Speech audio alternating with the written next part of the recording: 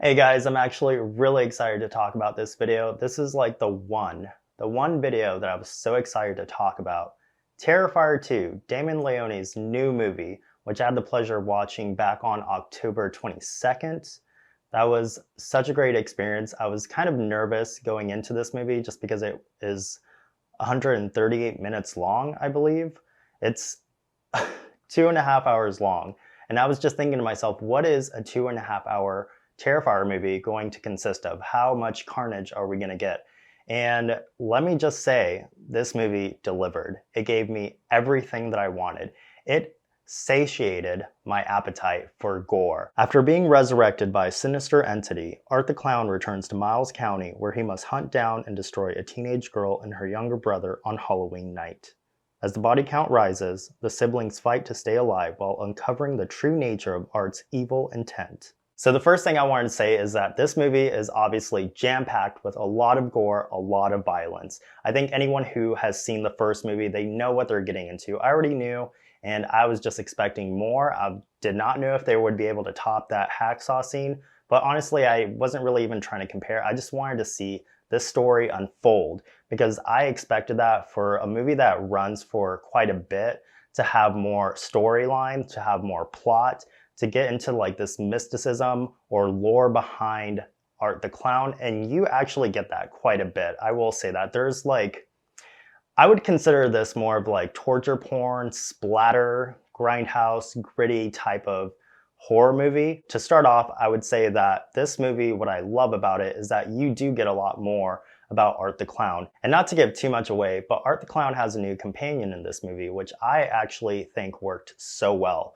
This character complemented Art the Clown really well. They really complemented each other is what I'm trying to say. As far as Sienna, our protagonist, I really did like her. I liked her performance. Lauren Lavera, I believe her name is. She is like the perfect nemesis or adversary to Art the Clown. And there's a nice like climax at the end that takes place in the carnival. And I just love it. It definitely, by the third act, gets into like this moment where it's more into the supernatural realm rather than like just the splatter and slasher type feel. It definitely goes into a different route. So speaking of the runtime, I think this film did a great job of captivating and harnessing like my attention. I was so fixated to the screen and it at no point lost me. It was never like a dull moment where I was bored or it overstayed its welcome. I loved it. I loved this storyline. I love that Damon Leone is like so clever with the hints that he like sprinkles throughout the movie. Some people are saying that, oh, well, you know, you kind of, it builds you up to these like certain hints that he just throws out there, but it doesn't come back at the end. The reason for that, and I read this in an article on Variety, is that he stated that's because he's planning on making more sequels to Terrifier, which I was just so excited. I don't know if it's like green lighted yet or if it's in any production or if it's just like talks right now that that's going to happen at some point, but I am so excited that they're going to continue this franchise because Art the Clown, I will say he is an instant classic for me. Maybe not to some people, but I think he is definitely going to be a cult classic. Definitely has a following. A lot of people enjoy him. And I just want to point out, I don't fucking like clowns. I hate clowns. As much as I like Stephen King's It, and I like the newer versions, Pennywise, as a child, creeped me out. Did not like Pennywise at all. But Art the Clown is like a weird exception. Just such an animated character. For a character that doesn't say one single word, his expressions just say it all. Just so expressive. And he creeps me out genuinely. Like he has moments where he's so sadistic, like very cheery.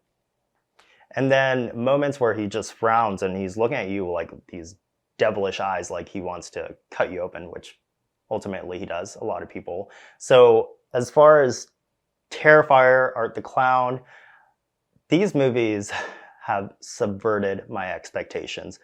I don't know why. After watching All Hallows Eve, Terrifier, Terrifier 2, I've come to the conclusion that Art the Clown is just a merciless, ruthless, sick motherfucker. And he'll kill you and then still play with your body parts and do, you know, God knows what. But The kills in this movie, I'm jumping all over the place because I cannot. This movie is just, it's a lot. The kills in this movie are so effective for me. There are some sick kills that involve a man's penis, just the tip, like it said on the window. But for me, the most brutal scene, spoiler by the way, but I'm not going to go into detail, is Allie. That scene runs for quite a while. I don't even know if it's over 3 minutes, but it is just brutal. It keeps going. And from what I read about Damon Leone, he was inspired by something that he saw regarding Jack the Ripper and one of his victims. And so he wanted to recreate that and see how he could recreate that. And speaking of kills, the practical effects. A majority of this movie, practical effects. Love that. Love that. I have to give praise to Damon Leone. I'm going to keep saying his name, but director, writer, editor, special effects, makeup, artist, practical effects, extraordinaire. Like, dude just does it all. It's just so amazing how much like an indie production can achieve. A small crew can really achieve, and how much this movie has garnered. Literally, they've made like over $6 million at the box office. And their budget was only 200,000, around 200,000 or more. That's crazy. When I look at the budget to box office ratio, it's just insane. I have to give praise because this makes me so happy to see like indie creators, like, you know, this character started off back when I believe it was a short film Damon Leone did called The Ninth Circle. I think that's when he featured Art the Clown. I mean, Art the Clown has been featured in quite a few iterations, like such as All Hallows Eve, which showed Blair that video, that movie. And he was just like, that is a twisted motherfucker. But he has not watched Terrifier. So we really need to watch the first Terrifier for him to catch up with like the events of the previous film, because it mentions the two girls. I think the reason why I gravitate towards this character is just because how, like I said, merciless he is.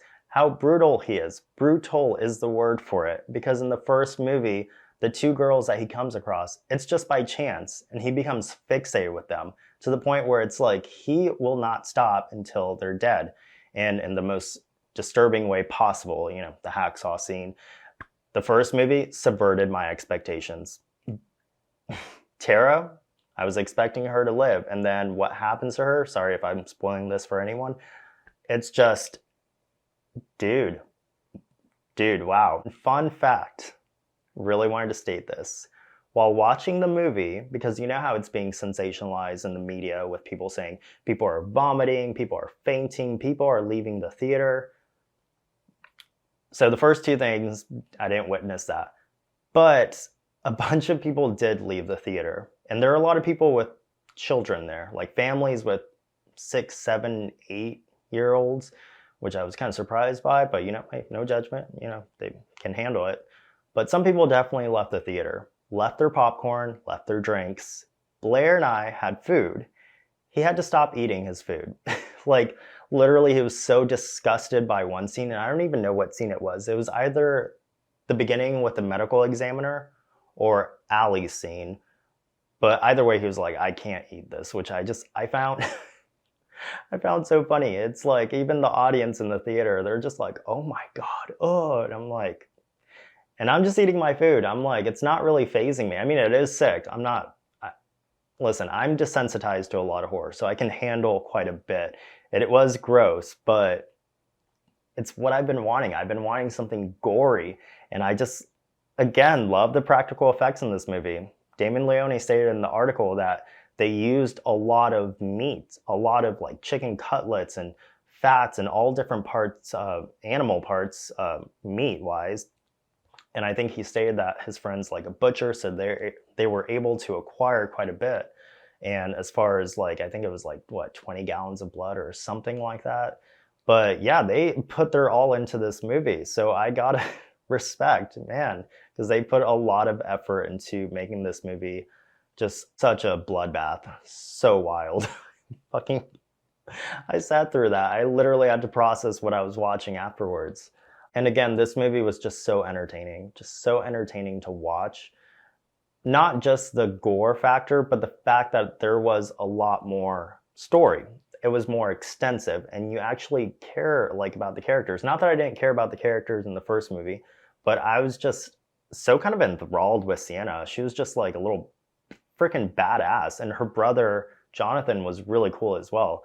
I actually was just wow toward the third act with that brutality, that battle. So funny enough, I was really considering going as Art the Clown for Halloween this year. Aside from the Blue Power Ranger, that was like my main go-to, the Ninjetti outfit, that would have been really badass. But I am just terrible. Every year, I always just never get a costume. So it's not gonna happen. I really wish I could just like DIY it, but looks like it's not gonna happen. But guys, I gave this movie a 5 out of 5 on Letterboxd, and I gave it a heart.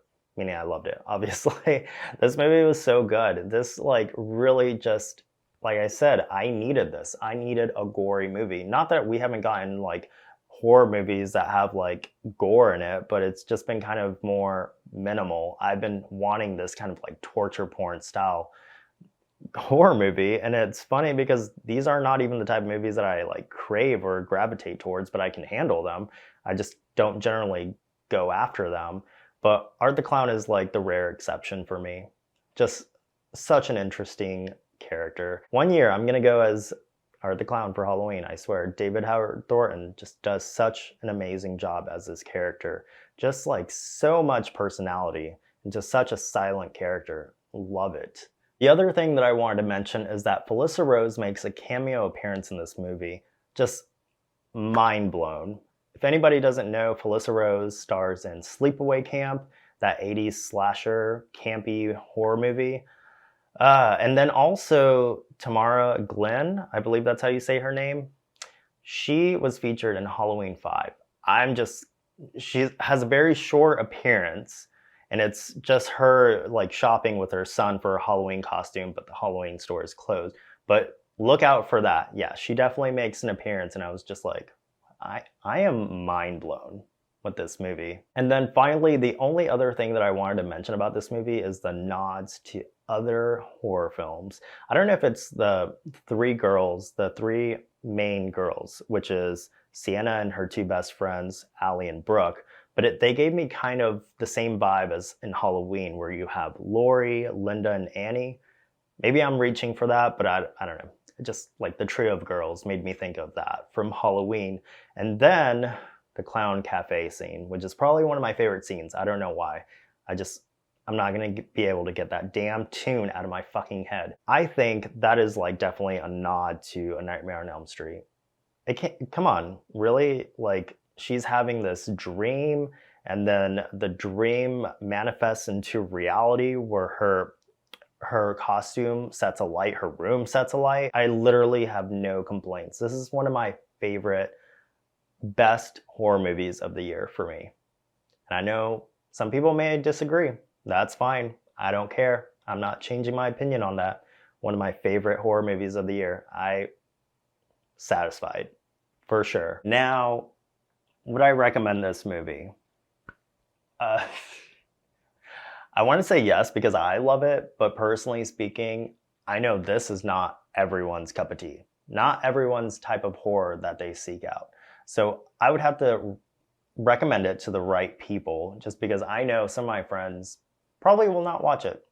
This is not their type of content, not the type of content that they seek out. So I would say definitely watch Terrifier first and see if it's right up your alley, if you can handle it. And then stay tuned toward the end. Like everybody in the theater where I was at, they're all leaving. I'm like, nope, I am staying because I have a feeling there's a post-credit scene, and there is. Again, this movie is just full high octane of carnage, gore, violence. It is probably repugnant to a lot of people. I found it like, hell yeah, let's keep it going. I don't know what that says about me that I can enjoy that type of content, but hey, great movie. But hopefully this review has inspired anyone who's interested in horror, who likes gore, who likes this sort of content displayed on screen in cinema, to go out and check out Terrifier 2. Highly recommend. But yeah, guys, have a great night.